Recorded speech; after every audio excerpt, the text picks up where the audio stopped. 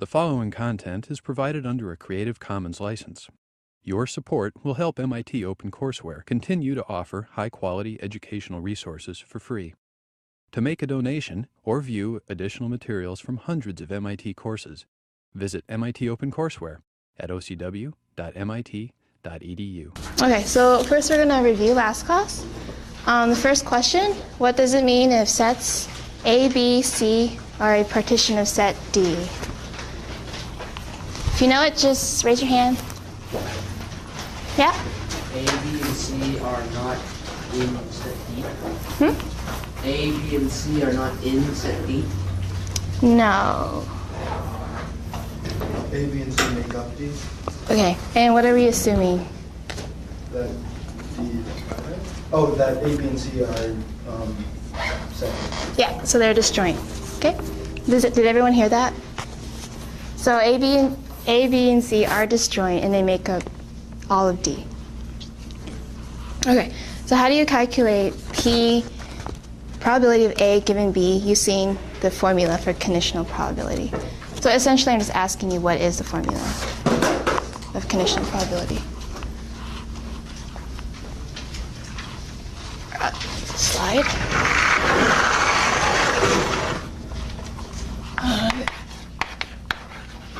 C, disjoint.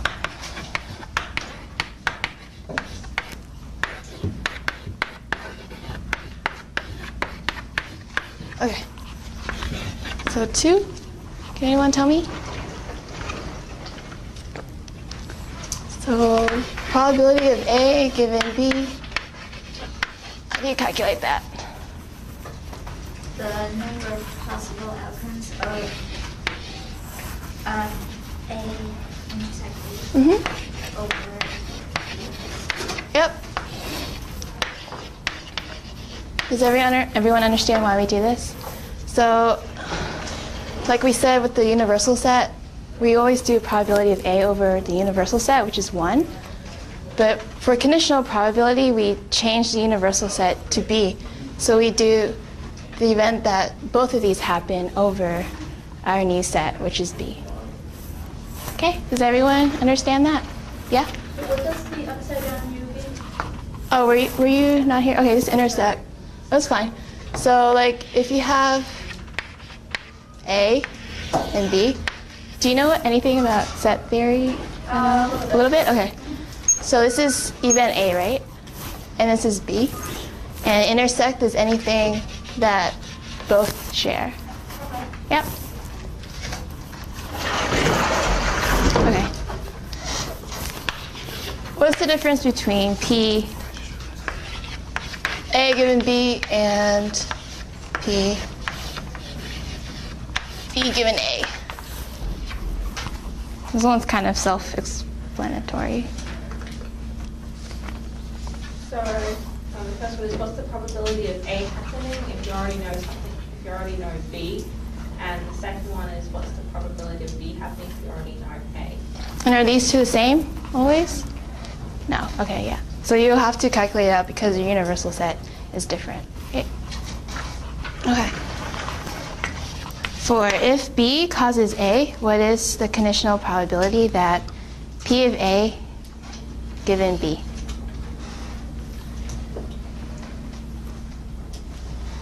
So if you know that B causes A, what's the probability that B is happening given that B happened? 100%. Yep. So for that one, does everyone understand why that's the reason? So if B causes A, if A happened, and you know B happened, A has to happen, right? But if B was a possible cause of A, then and A is caused by many things, then this is not necessarily one because something else could cause A, right? But if you know B definitely causes A, then, okay? So, in the last one, does conditional probability require that B causes A? No. No? Can you give me an example? So if A is there is a white dog in the room, Mhm. and B is there's a dog in the room, and we know that 45% of dogs are white, then the fact that there's a dog in the room doesn't cause it to be a white dog, Yeah. but it does mean that there's a dog in the room, so that Yeah. it's more likely that it's going to be a white dog than if you don't know if there's a dog Mm-hmm. in the room. Yeah, so B gives you information about A, but it doesn't necessarily have to cause A. Okay, does that make sense? Okay. Any questions? Yeah? So I'm slightly confused. So what does the A bar B mean? Oh, okay. So from last class, we learned that, you know that like probability of B, right? You know what this is, right? So this means given B. It's like, yeah, B is like knowledge that you are given, and then you have to figure out the probability of A with that new knowledge. Okay? Anything else? Okay. So we're gonna move on to that Monty Hall problem. Did anyone work on it? You didn't have to, but okay. So what'd you get for your answer? Do you stay or switch? Always switch. Okay, how about switch? Okay. Do any of you feel comfortable explaining up here how you? I know you've done it once last class, so you want to come up and explain? I sort of know how to explain it. Okay. But I don't know if that would help or not. But. Okay. Or how about you want to tell me first? Okay, well, Yeah. for the probability of door passing is 2/3, and then if he shows you door 2, then you know that the probability, most people would think it, that now it's 1/2, but it's actually 2/3. So there's more of a probability that it would be, Okay, so yours is more intuitive, actually. I guess. Yeah, so you don't really need to write anything. Did everyone hear her? Yes, no? No, okay. So what she said was, what she's essentially doing is kind of combining the doors. Oh wait, sorry, for you guys who weren't here, do you know what the problem is? No? Okay, I'll go over that first. Just bear with me, people who were here. Okay. So the Monty High problem on the sheet, so you're like at a game show, there's 3 doors, and one of these doors has equal probability of getting 100 million prize behind it. So the first step is that you pick a random door, so let's say you pick this one. And then, but you don't open it yet, so you don't know what's behind it. And then the host picks one of these doors and opens it to reveal nothing. So let's say he picks this one. I can't draw, whatever. And there's nothing, right? There's nothing there. So this is what the host picks. And this is what you originally picked. And now he says before he opens your door, you still have the chance of switching to this door. So the question was, do you want to stay with your original door or do you want to switch? Because you want to maximize your probability of, you know, does this one still have the prize or is it this one? Does that problem make sense to everyone? Okay. So what was your name again? Priyanka. Says that here you have originally 1/3 chance, right? 2/3. Oh no, your original door. Yeah. So when you first choose, you only have 1/3 of a chance. And what she's doing is kind of like combining these 2 doors as one, as 2/3 chance. And since you already know that this one is nothing, it doesn't really affect this probability, even though he opened it. So this door actually has 2/3 of a chance. 2/3 of a chance to have the $1 million prize. So the fact that the host opened this does nothing to change this probability. So you're kind of seeing it as one door with 1/3 chance, and this door 2/3 chance, right? That's the intuitive explanation. Does everyone understand this? It will take a little time. I know it took me like a long time to understand it intuitively, so. Okay. Did anyone do it like using conditional probability, mathematical way? None of you? Well, you can just draw out all the possibilities because there are only 6, right? Right. So do you want to explain it up here? If you don't, I can do it. I don't want to make you. No? Okay, I'll do it. So does everyone understand this? Can I erase it? Or I'll just erase this one. Okay.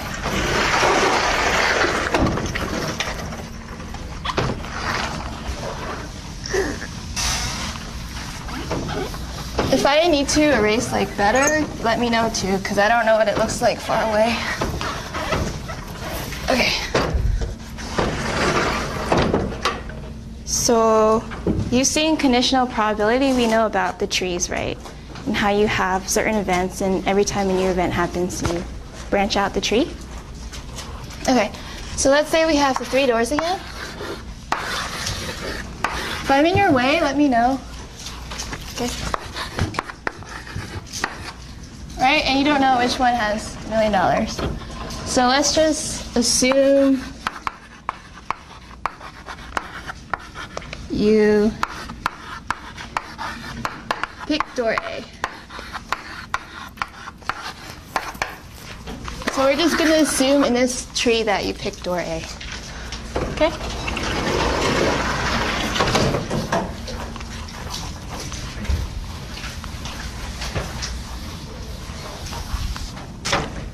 Okay. So your first event is, where's the prize, right? So where's the prize?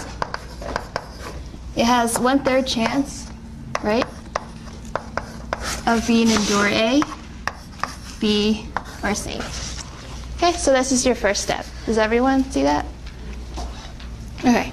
So the important thing to know is that your host knows where the prize is, because if he doesn't, then it doesn't really add any additional information, right? So now we need to know the host picks which door, right? So if the prize is behind door A and you pick door A, then he has 2 choices, right? Because both are empty. He can choose either B or C, right? And there's a half chance that he'll pick B and C. Does that make sense to everyone? So if he wants to review an empty door, he has 2 choices, because the actual prize is in the door you chose. But if the prize is in B and you picked A, which door can he open? C, yeah. So the only one he can open is C, right? Same thing for C. He only can choose B. So does everyone see that? Yeah? Okay. So you know with like trees, we multiply out the probabilities, right? So you know this has, what, 1/6, 1/6, 1/3, 1/3. Okay? So that's just the problem setup. If you want to answer the question, you need to figure out, what if I stay in door A, and what if I switch? So if you stay here, you win, right? So you get money. If you stay, you win, right? And if you switch, you lose. So here, you lose, right? Because it's actually in B. And here, you lose because the prize is actually in C, right? And if you switch, you get it. Does this make sense? I'm going kind of fast, so. Any questions so far?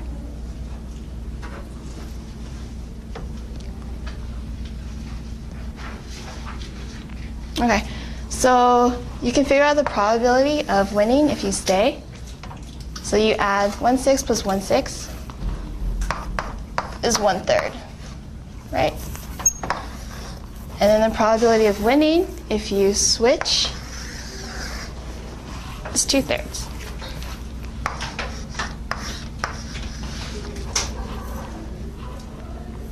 So this proves, like mathematically, that switching will get you the better probability of winning.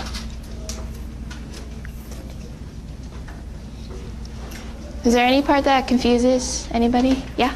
Can you go over the stay and switch chart? Mm-hmm. Okay, so this is all assuming that, like along each way, that the prize is in A, right? So if the prize is in A, that's all right here, right? If the prize is in A, and you stay in A, you're going to win, right? But if you switch and you're assuming that the prize is in door A, then you're not going to win, right? But like for this row, you're assuming the prize is in B, and if you switch, you have to win. And symmetrically, this is the same way too. That makes sense? Anything else? Okay. So that just proves sometimes conditional probability is good for you. Okay. So we're gonna move on to this class of stuff, which is Bayes' rule.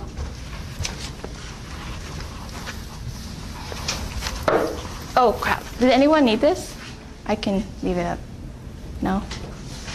Okay. If you still need it after class, let me know. I'm sorry, I'll ask before I do that. Okay.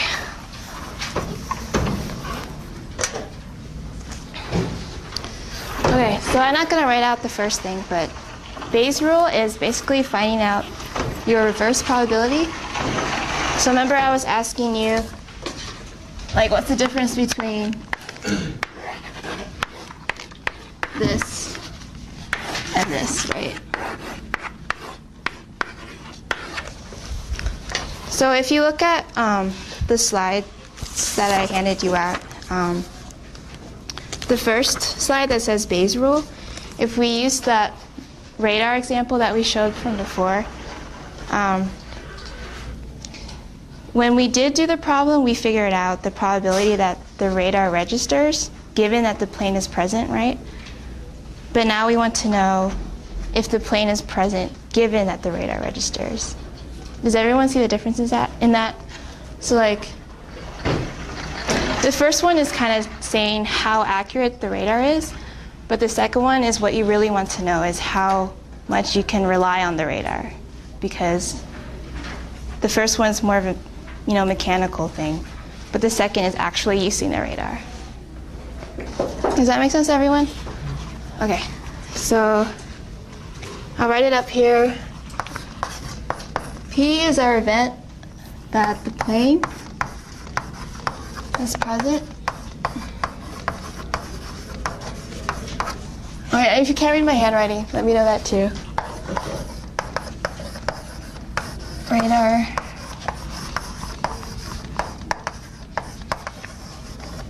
Okay.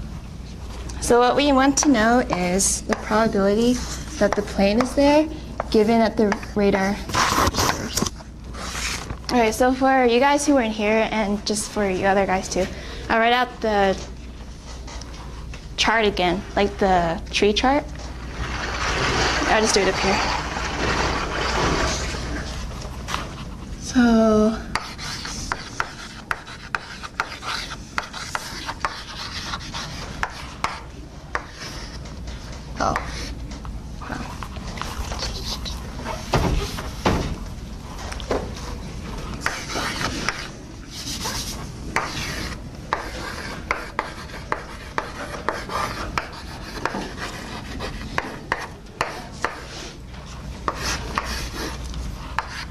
So if you guys first remember, if the plane was present, we have a 0.05 probability that the plane is present, which means a 0.95 probability that it's not present. And then the next thing we had was whether the radar picked up on it, right? So whether it registered.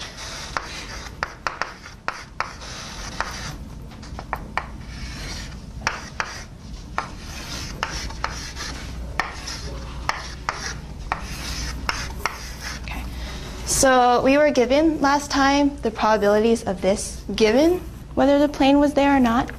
So the radar registers 0.99 at the time the plane is there, which means 0.01 if it's there but it doesn't register. And then if it registers anyway, even if it's not there, that's a 0.1 chance, which means a 0.90 chance here. For you guys who weren't here, do you understand the problem setup? This is all you need to know to understand the next step. Okay. And using the multiplication rule, you can get 0.0495, 0.0005,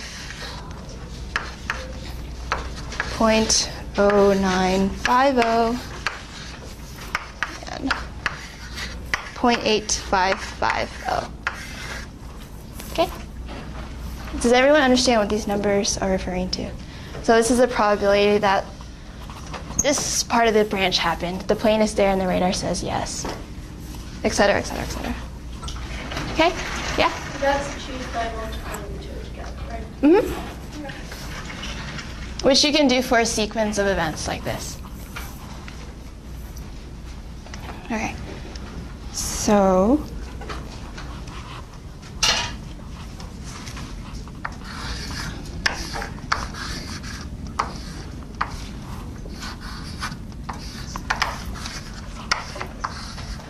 okay.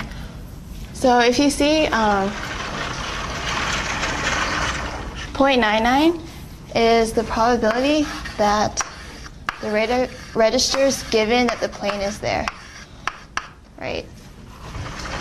But we actually want to know this, the reverse of it. So using the definition of probability, you have probability of P given R equals, can anyone tell me?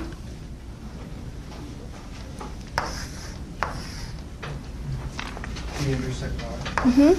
What are the probability of R? Yep. Okay. So first we can find probability of R.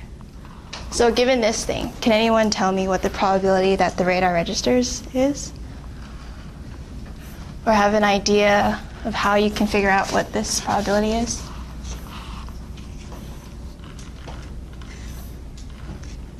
Okay, so probability of the radar registering, I should have done this over there, but you have it here and here, right?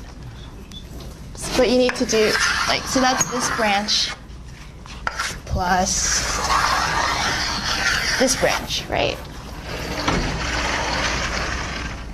So you add this probability plus this probability. So you have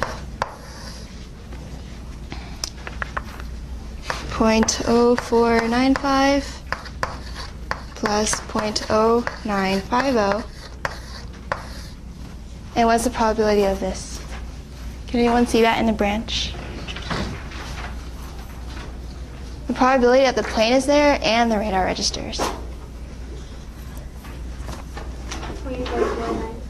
Mm-hmm. So it's only this branch, right? What she said. So that's 0.0495. And you're left with 0.3426, which is about a 34% chance.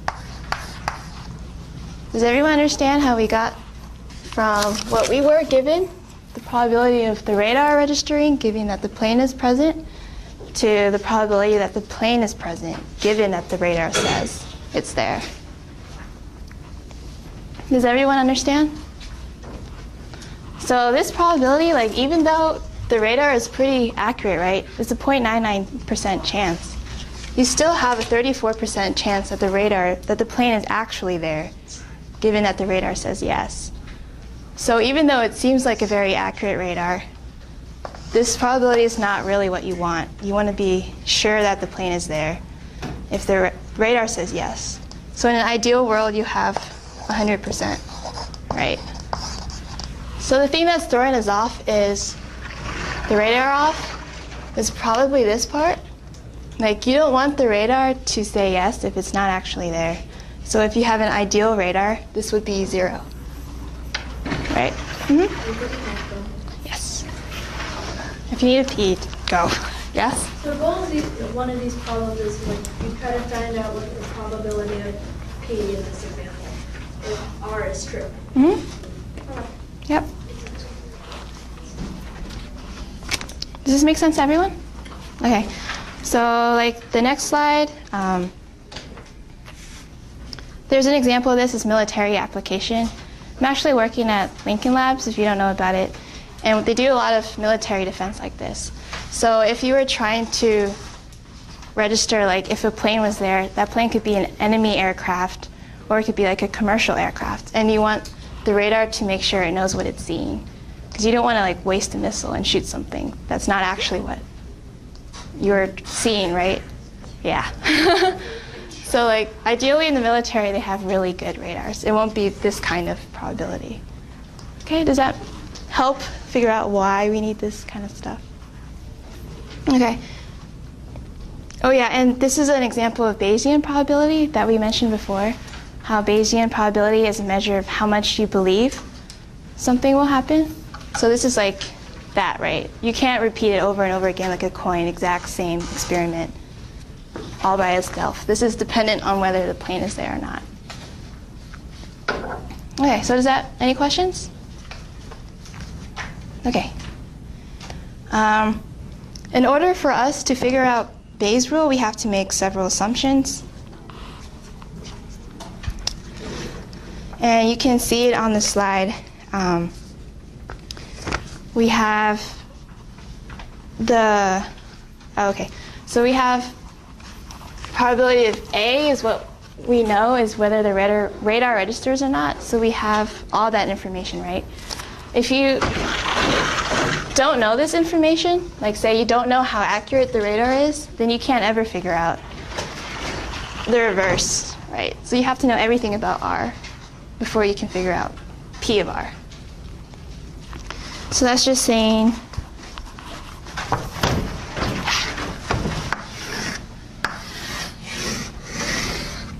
that if you have a bunch of things like this is event A1, this is event A2, this is event A3, and you have probability of B happening, and you don't really know what probability of B is, but you know like the probability of A2 and B, probability of A1 and B, etc.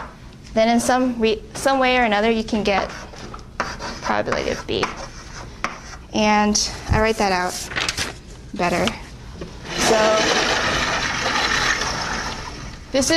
Bayes' rule uses the total probability theorem, which I have written out there. I'll write it out again.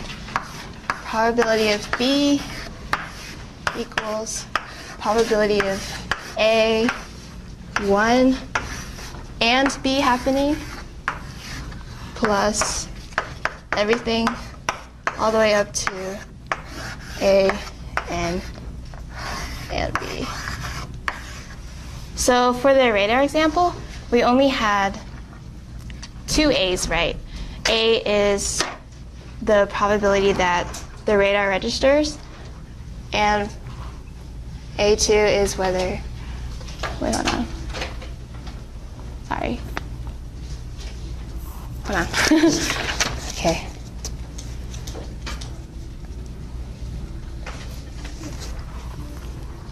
Where is there? Oh, okay. So this was actually our probability that the radar registers, right? Given that the plane is there, union with the radar registers, plus the probability that, I'm sorry, this P is really confusing, plus the probability that the plane isn't there, union with R. So can you guys see that? So like, you can do that for multiple things, but for this case, we only had two. So probability that the plane was there, probability that it wasn't there, right? So that's this part and this part. And the way you can see this with the tree is that you have A1 happening, A2 happening, AN happening. And then you know if B happens or if B does not happen. You know if B happens or B doesn't happen.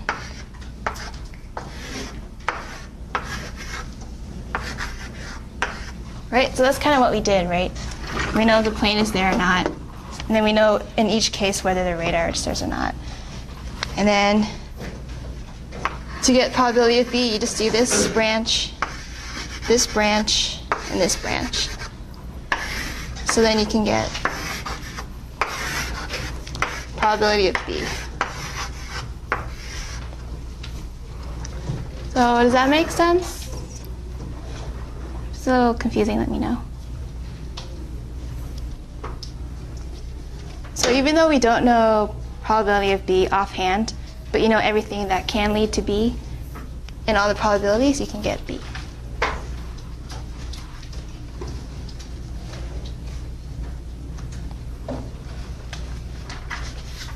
Does that make sense? Any questions? Okay.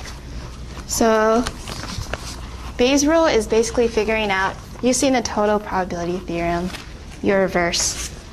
So in the end, you have probability of A, I, whatever it is. For us, it's A1. Given B equals probability of A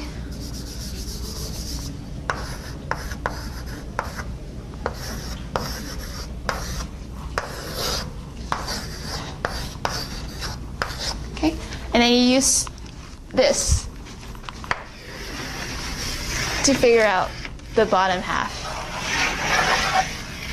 right, to get this. This is just a generic way of doing what we did earlier, right? Does everyone see that? Okay. Can I erase this? Yeah? Okay.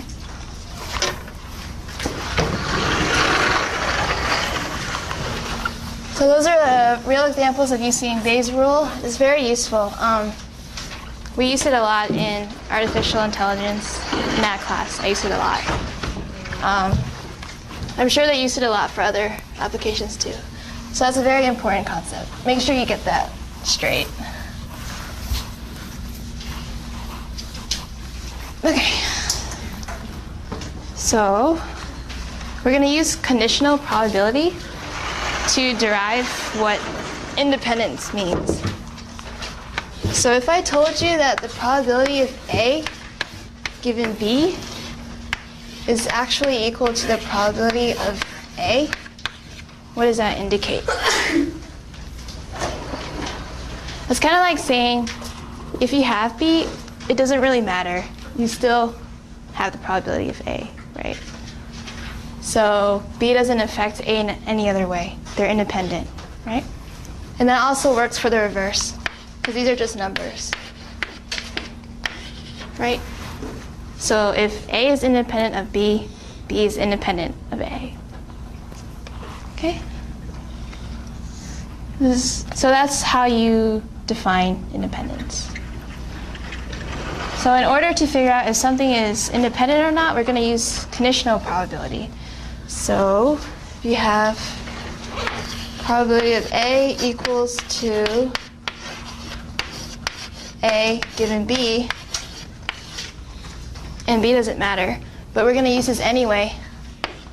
So given the definition of conditional probability, we have, this is A union B, right?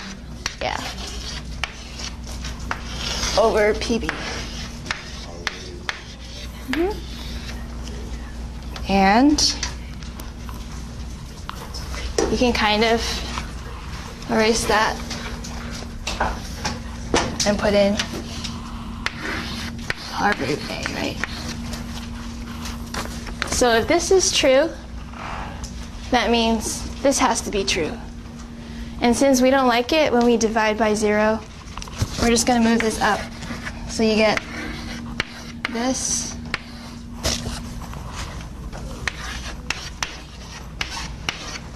Right.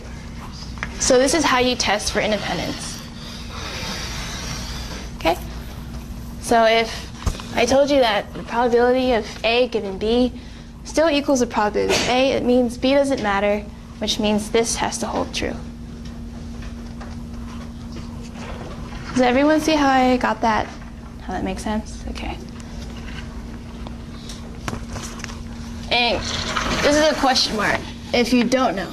So if you don't know, you try it out. If it's equal, it means independent. So if you have two disjoint events, are they independent? If you have A, B, are these two independent? No, because if you have one, then you definitely can't have the other. Right. So that's intuitive. Although a lot of people think that these two are independent, right? Or not independent, or independent, sorry, but they actually aren't independent. So if you do the math, the probability of each of these has to be greater than 0, right? But their intersection is 0. So if you have probability, you have your test, right? If this holds true, it's independent.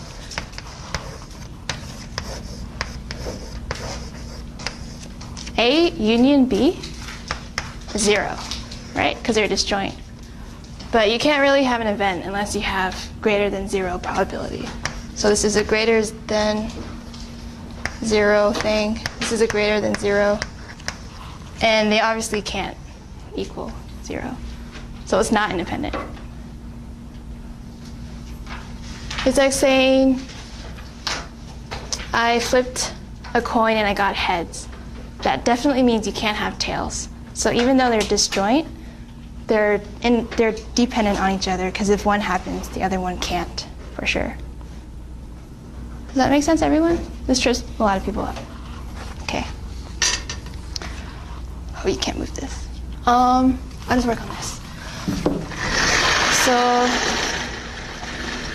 we're going to use independence to prove that successive rows are independent of each other. A lot of times they just tell you that rows are independent of each other. But we're going to use this to prove it. So instead of a 6-sided die, we have a 4-sided die. And the numbers on the sides are 1, 2, 3, and 4. Okay? So instead of 1 through 6, we have 1 through 4. And the answer we're trying to get is, are successive rows independent? So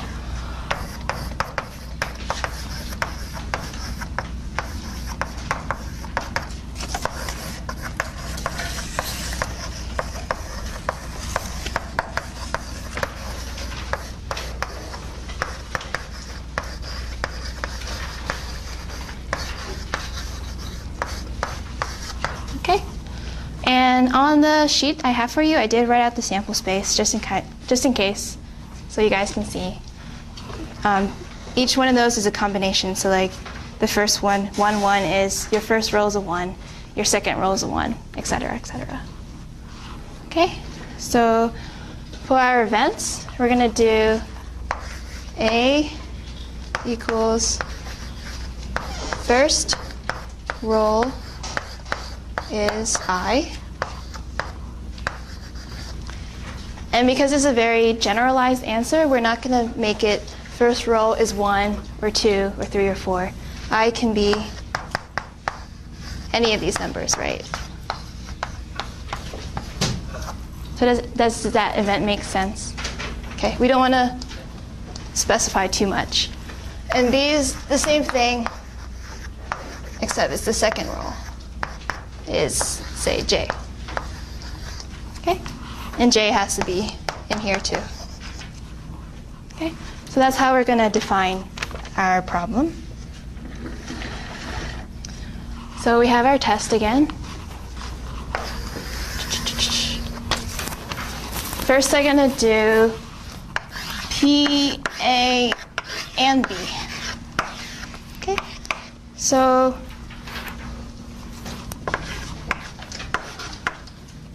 what this means is that the probability that the first row is I and the first row is J. And that has to be 1/16, right? Because there are 16 different combinations. And given an I, given a J, you only can have one, right? Does this make sense? So if we say like I is 1, J is 4. There's only 1/16th chance. Okay? And the next step is the left side. So I want to figure out what's the probability of A with I. So if we assume that I equals 1 again, how many different ways in that sample space is the first row in I? Well, you have 1, 1, 1, 2, 1, 3, 1, 4, right? So that's 4 different combinations. Does that make sense? Should I write this out? Okay, so you have 1, 1, 1, 2. Is this assuming I equals 1? But because I want to generalize it, that's why I'm just saying it's I. But you can really just fill in any number and it would be the same probability, right?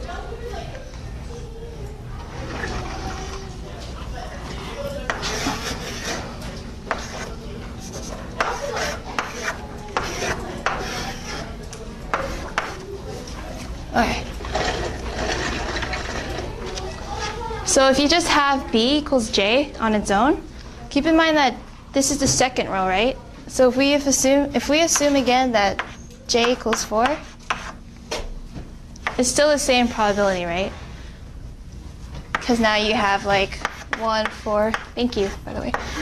1, 4, 2, 4, 3, 4, 4, 4. Everyone see that? So this is a probability that the second row is a 4. But I actually generalized it to J. I'm just doing J equals 4. So you can see that better, right? So that's 4 out of 16. I and J can be any number again. So if we do that test for independence, you have probability of A, probability of B, J equals probability of A, I, union B. This is 1/16, right? Does everyone see that? So if we assume A is 1 and B is J, you only can have 1, 4 out of the 16 combinations, right? So that's 1/16. And then this probability is 4 out of 16. 4 out of 16. 1, 4, 1, 4.